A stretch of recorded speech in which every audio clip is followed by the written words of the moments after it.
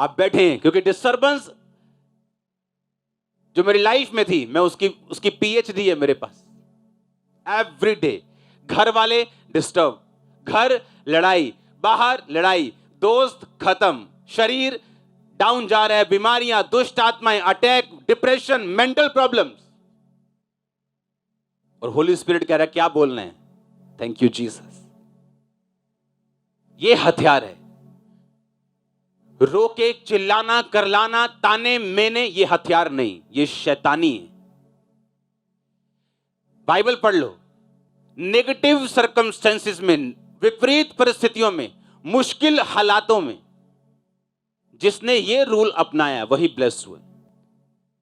हम परमेश्वर के लिए कई बार एक्साइटेड होते हैं, बोने में नंबर 1, प्रेयर में नंबर 1, फास्टिंग में नंबर 1। हम सोचते हैं कि अब सब कुछ मैं परमेश्वर में पूरा हूं, जिस तरह यूहन्ना बपतिस्मा देने वाला सोचता था और खिंच गया अंदर से।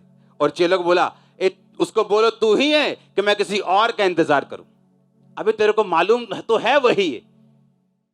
तुझको तो यहोवा ने कहा था जिस पर तू पवित्र आत्मा को उतरता और ठहरता देखे वही पवित्र आत्मा से बपतिस्मा देने वाला। तो कबूतर के ना ही उस पर पवित्र आत्मा यीशु मसीह पे उतरा था, हाँ या ना? उसको मालूम था कि यह मसीह है, पर बोला क्यों? गुस्से से, खिंच के, शरीर से। और परमेश्वर ने कहा जाओ उसको बोलो, अंधे देखते, लंगड़े चलते, कोढ़ी शुद्ध होते हैं, और धन्य है वो जो मेरे नाम के कारण ठोकर। यीशु मसीह ने कहा मैं हूं तो वही, पर काश तू ठोकर ना खाता। और ये बोलता कि परमेश्वर तेरा थैंक्स कि तूने मुझे मौका दिया, मैंने तुझे बपतिस्मा दिया। अब अगर मेरी जिंदगी है तो ठीक है, अगर नहीं है तो भी ठीक है। तो वो छूट जाता। पर उसने क्या कहा? ताना दिया परमेश्वर को, और उसका गला क्या हुआ? कट गया। वो किसी का पक्षपात नहीं करता। उसने यूहन्ना बपतिस्मा देने वाला का इमोशनल ड्रामा स्वीकार नहीं किया। तो सोच लो हम किस जगह पे हैं, जिसको परमेश्वर ये कहता कि उससे बड़ा भविष्यद्वक्ता दुनिया में नहीं हुआ, उसका इमोशनल ड्रामा परमेश्वर ने इस्तेमाल नहीं किया। तो सोच लो क्या होगा। Hallelujah, thank you Jesus. क्या बोल रहे हैं? आपका दिल नहीं करेगा, दिमाग नहीं करेगा, इमोशन नहीं करेंगे, बोलें आप थैंक यू जीसस, लेकिन आप बोलेंगे यही हल है। और ये होली स्पिरिट का हल है, क्योंकि वो वैसा नहीं देखता जैसा हम देखते हैं। आप देखते हैं जैसा इंसान शारीरिक रूप में सोचता है, शारीरिक तरीके से सोच के उसका हल निकालता है, या परमेश्वर को सोचता है कि काश तू ऐसा करता। पवित्र आत्मा अपनी रीति के साथ काम करता है। उसको आने वाला समय मालूम है, वो मालूम है उसको कि आगे क्या रखा है आपके लिए और किस तरह से आपको लेके जाना है। उसको मालूम था यूसुफ को किस तरह लेके जाना है। एक लाडला बच्चा, अपने घर का सबसे प्यारा बच्चा, प्रधानमंत्री की इतनी बड़ी कुर्सी को ग्रहण नहीं कर सकता, इसलिए परमेश्वर ने उसे गड्ढे में डाला, भाइयों से रिजेक्ट किया, मौत का डर उसको था, नौकरी की, वहां जेल में रहा, सब कुछ उसने देखा।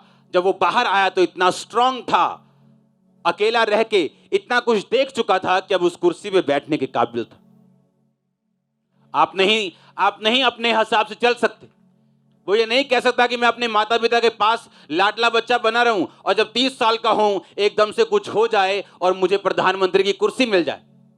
उसके लिए परमेश्वर ने उससे प्राइस लिया, एक मूल्य उससे लिया, और परमेश्वर ने वो कुर्सी उसको दी। जो वायदा उससे किया था वो पूरा किया। परमेश्वर ने अब्राहम को कहा था मेरी उपस्थिति में चलता जा और सिद्ध होता जा। इसका मतलब क्या है? कहता सेट कर अपनी, ट्यूनिंग कर अपनी। हालेलुया। प्रॉब्लम कहां है? बस सेटिंग में। एक बार हो गई